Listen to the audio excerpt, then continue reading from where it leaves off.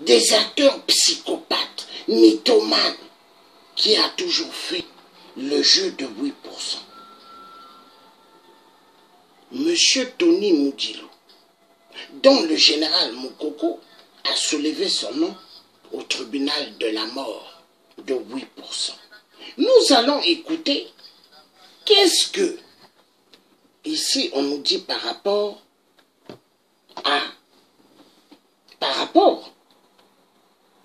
Tony Moudilou, nous allons écouter un peu, car l'histoire se répète. Tony Moudilou, le général Moukoko a su démontrer ABCD. Il a dit que ce n'est pas un avocat. Mais comment ça se fait que Tony Moudilou a toujours l'ensemble des avocats? Il a ça sur lui. Et il montre que c'est un avocat. Il dit je suis avocat. Attendez, qu'est-ce qui ne va pas? Tony Moudilou est-il avocat de la France-Afrique? Est-il l'acteur principal de tout le malheur du Congo? Point d'interrogation. Parce que Tony Moudilou, à Brazzaville, quand il est allé, il n'était pas inquiété, hein? Logé dans des grands hôtels par le pouvoir de 8%. Tony Moudilou n'était pas inquiété. Quelle est la carte qu'il joue? Je crois que Tony Moudilou est un spécialiste du jeu de poker. Il joue bien à la carte des jeux de poker pour 8%. Parce que quand nous regardons bien, nous nous posons la question, comment un 8% a-t-il toujours pu s'en sortir? Mais est-ce que 8% a dirigé le Congo 36 ans ou plus de pouvoir sans être aidé? Non. 8% a été toujours aidé. Aidé par des psychopathes, des mythomanes comme lui. Oui. Aidé par des psychopathes et mythomanes comme lui. Nous allons maintenant passer sur quelque chose d'intéressant. Parce que ça fait quand même mal. L'histoire du Congo, quand on se pose 1000 questions, on se pose en se disant, mais qu'est-ce qui ne va pas avec ce beau pays? Qu'est-ce qui ne va pas? Et qu'est-ce qui ne va pas? Est-ce que le Congolais doit continuer à subir? Est-ce que le Congolais doit continuer toujours à baver? Est-ce que le peuple congolais doit toujours continuer à connaître ce qu'il ne devrait pas connaître? Mais ça énerve. On se pose 1000 questions. Pourquoi? Pourquoi? Pourquoi le peuple?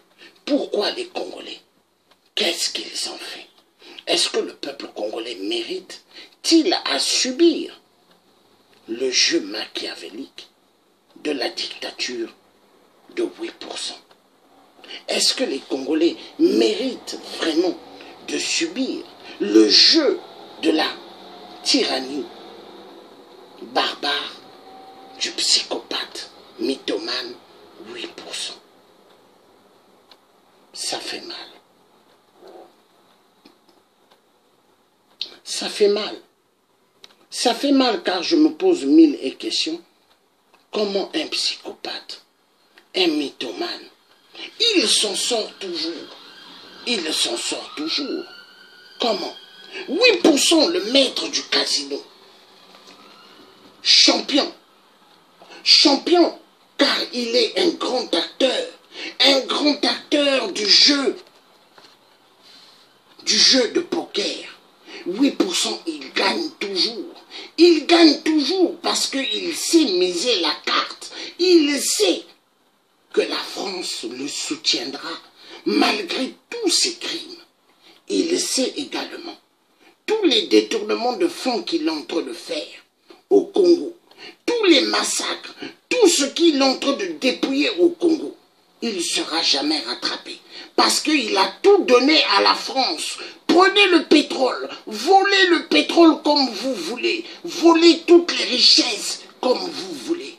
Je vous aime, vous, mes parents français. Oui. Mais 8%, le psychopathe, le mythomane, a-t-il sacrifié le Congo? A-t-il sacrifié toutes les générations? Je dirais oui. Oui. Il a sacrifié tout le monde. Les étudiants congolais en Russie, les étudiants congolais, Cuba et ailleurs, ne touchent aucun centime de leur bourse. Il y a des étudiants qui décèdent en Russie, des étudiants congolais, parce qu'ils ne mangent plus. Il y a des étudiants congolais en Russie. Des mois et des mois, ils faisaient que manger que des boîtes de conserve. Imaginez. 8% a détruit le Congo. 8%. Il n'aime pas l'éducation nationale. Car il sait que l'éducation nationale fera du peuple congolais qu'ils seront plus éveillés, plus attentifs à la situation de leur pays. Nous avons affaire à un psychopathe, un mythomane. Et les Congolais devront sortir de la bêtise, devront savoir qu'est-ce qu'il faut faire. Mais il faut terminer avec ce psychopathe mythomane. Plusieurs flingues.